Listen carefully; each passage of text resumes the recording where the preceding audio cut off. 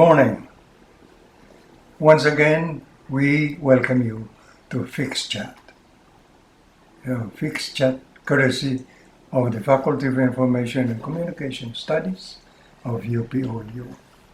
This is our 9th episode, and when we are done with this today, we shall have discussed what we consider as the general and common practices in writing theses.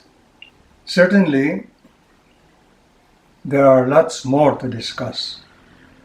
I'm afraid we've just scratched the surface.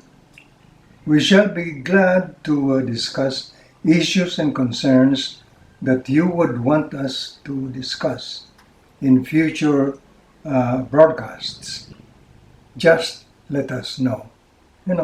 You can write to the staff of the FICS. Now, let's proceed with our discussion of the chapter on conclusions and recommendations. Sometimes you will have to write a conclusion that might be a combination of responses to individual objectives. Well, you would have what we usually refer to as conclusion based on a combination of objectives. That can be done, and it could mean you have a higher order understanding of the implications of your results. The same holds true with the set of recommendations. All these have this chapter, on conclusion and recommendations. All theses have this chapter. Now, the reader of your thesis would want to know how you stated your conclusions and craft your recommendations based on the results of your study and your interpretation of those results. Your conclusions must come before your recommendations. Both conclusions and recommendations must reflect what you have written in the summary, which reflect your research objectives. A final reminder: avoid making any conclusion or recommendation that is not asked for by your research objectives. Neither should you make any conclusion or recommendation that is not supported by the results of your study. So, I hope that is clear. Okay? Sometimes, in my experience, I have read a number of theses, at least the first draft of the manuscript. There are a number of conclusions made which do not necessarily respond to the research objectives. This is wrong. Your conclusions must reflect the objectives they respond to. At this point, I'd like to tackle a common question coming from our followers in this program and other graduate students. This is a set of issues on writing style. There are a number of questions here, but let's have a look at them. If you want to know what needs to be known about writing style, details, you'll have to consult your English major.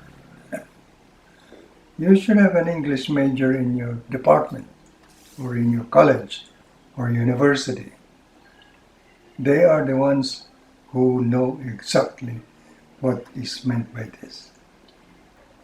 Okay, now For our purposes here in this program, we shall deal with the general terms, just general terms.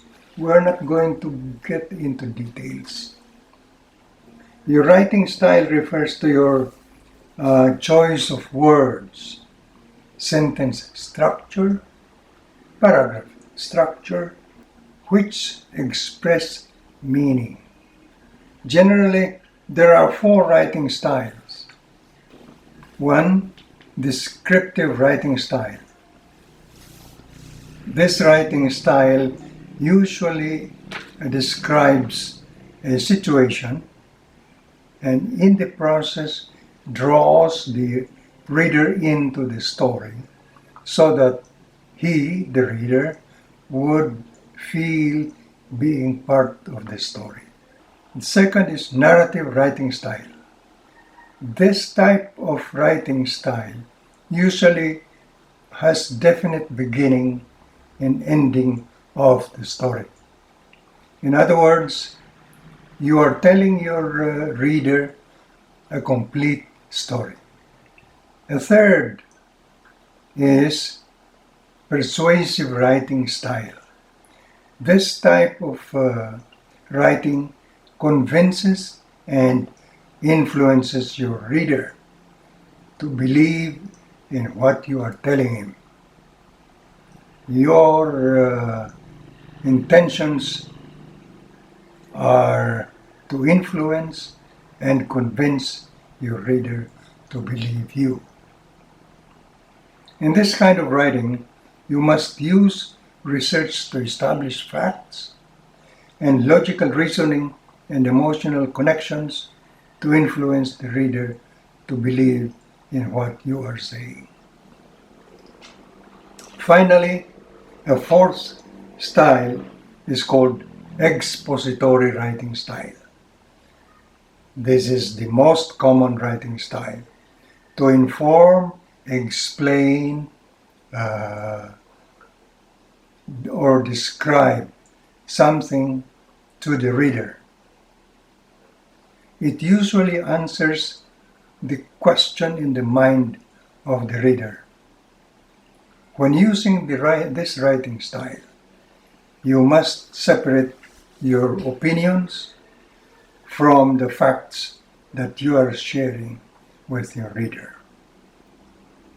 If you want more detailed discussion on this particular topic, I suggest that you speak with classmates who are English majors.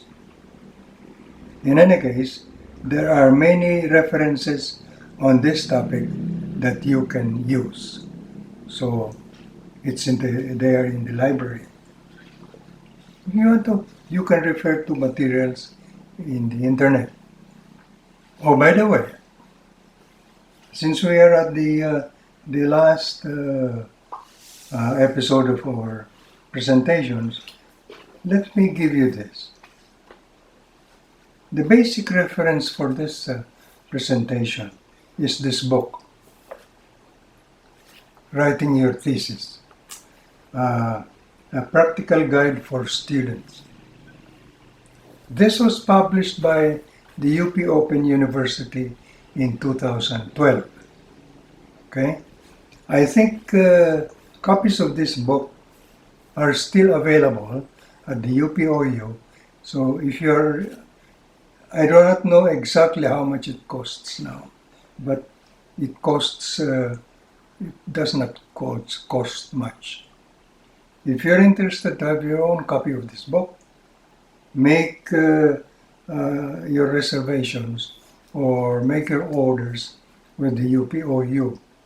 You can even request the UPOU library to help you out. And if you have a chance to visit the headquarters of the UPOU, you can actually purchase your book there. Okay? So I am not promoting this because I'm the author, but what we are trying to say here is that there is a book that deals with writing thesis, and this is designed for Filipino students in Philippine higher education institutions. If you're interested, get in touch with the UP Open University. Thank you very much.